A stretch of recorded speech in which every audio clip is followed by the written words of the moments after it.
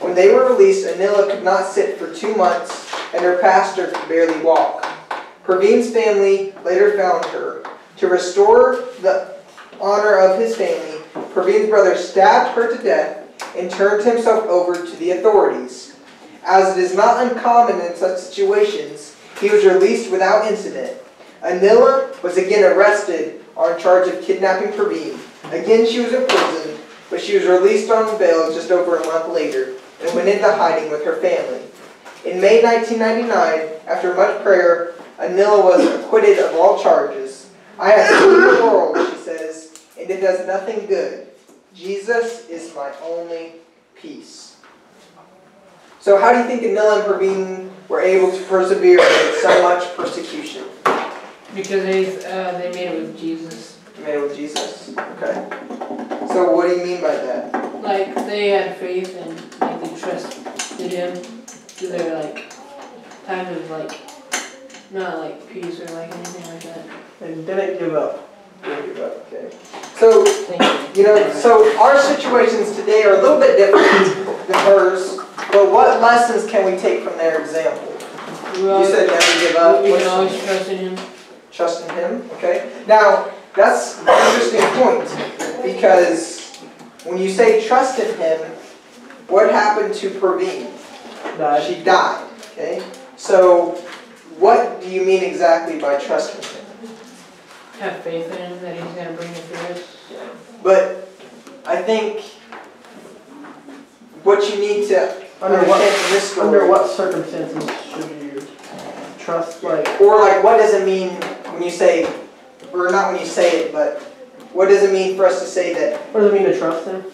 Yeah, in what areas should you trust him? What I mean is that, she did trust God, and God, used her as a testimony, okay? But it's important that we trust God, okay, to do what's best for his kingdom, okay? And so her dying was best for his kingdom, I guess? I mean, maybe it was, and maybe it wasn't. I think it can get, somewhat complicated. But, just like in the New Testament, there were martyrs for the church. Yeah.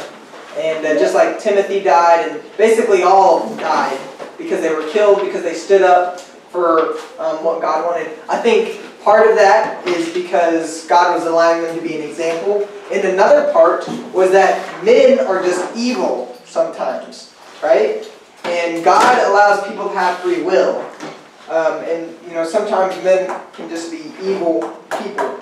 But the point is that Praveen trusted God with her eternal life. Okay? And that's really what matters and what it comes down to. So just because she went through trials, but she always stayed faithful to God. And God saw her every step of the way. Okay? And he had, I don't know, that's why I said his ways are above our ways. He had a reason for what happened to Praveen. Maybe it's so that her testimony could be shared with all y'all. And y'all could be inspired and change lives through her testimony. I don't know exactly what it is. But I do know that because she was faithful to God, God's going to be faithful to her. And in the end, it's going to work out for her. So, the point of tonight's lesson is that we begin to think about following Jesus and having being his disciples. Okay? So, I'm sure many of us, we check our phones a lot. Text messages, Facebook, Twitter, Instagram, Pinterest, Snapchat, all of those things that we have today. Kick, or Sports Center, or whatever it is. So we need to, just like we're following those things and we're keeping track of those things, we need to be keeping track of God just the same. So how has the message of the gospel changed your life? And these are final reflections that you can jot down some things. I wrote, can I share one? Yeah, you can share yours. I put the book of Acts has changed my mind, Acts 2:38, which is what we believe in. So. Okay, that's good. So if you have some thoughts or some things you want to write down, write these down as we go through these. And maybe if you have something you want to discuss, you can discuss it. I know the gospel has changed my life because it has introduced me to Jesus, right? And He really is the game changer. He's the life changer. And I've noticed the more that I trust Him and the more that I live for Him with abandon, the more He comes through for me. If I kind of hedge my bets a little bit, and if I just kind of go around the edges, you know, and not really go straight into it, then I notice He doesn't show up like He does if I'm all in, and if I'm, don't, hedge my bets in any kind of way. If I put all of my eggs in His basket, then it works out. So, how has the message in the gospel changed your life? If you are filled with His Spirit, okay, life is different. The Bible says He turns you into a new creature, and He can change your life. So, next, let's talk about what are your priorities, and what do they say about your walk with God? And so, and I want us to really, at this point, really think about what are our priorities, and why does it matter what they are? Because, where your priorities are at, that really shows where your walk with God is. Do you guys remember when we talked about lust of the eyes? Mm-hmm. And we said where your eyes are, that's where you're going to be headed. Just like that, in our walk with God, where our priorities are, that's where we're going to end up. So it's important we have our priorities right. And next, this is just something to reflect in yourself about, is can you say that you've wholeheartedly answered God's call? And this is something that I'm continuing to work on day by day as we go through, as I go through my life. I think it's something you continue to work on, because no one is perfect, but you can do the best that we can, right? And that doesn't mean give us an excuse to mess up and sin. It's just saying we know that at times we're going to fall, but the important thing is to always strive to be close to God and to follow after Him. And so, try with all your heart to go after God. And if you've never tried it, if you've never, had a relationship with God, or doesn't know what that means to be in a relationship with Jesus,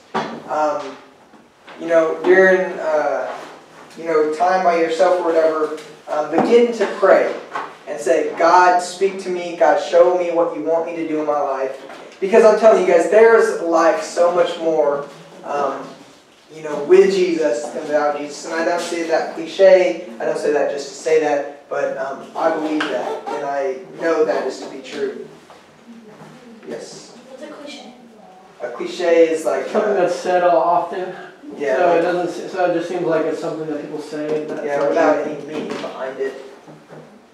So, so how can we acknowledge God in all our ways?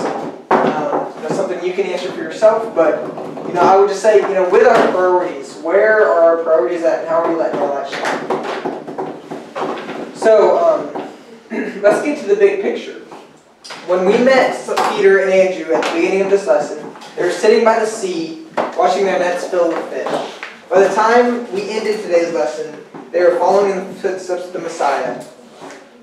God's call required Peter and Andrew to immediately take action and do something. God's called to us to be saved by obeying His word and getting our hearts right with Him. God also calls us to walk with Him and to change others' lives, through the experience that He has given us.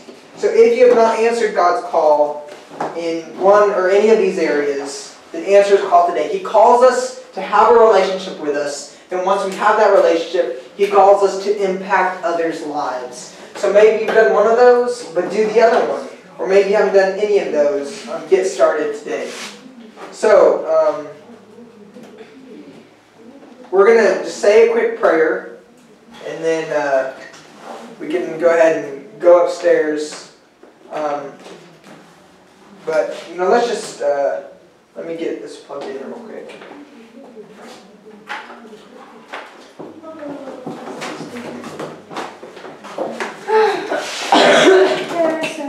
Are you going to the girls' thing on the side?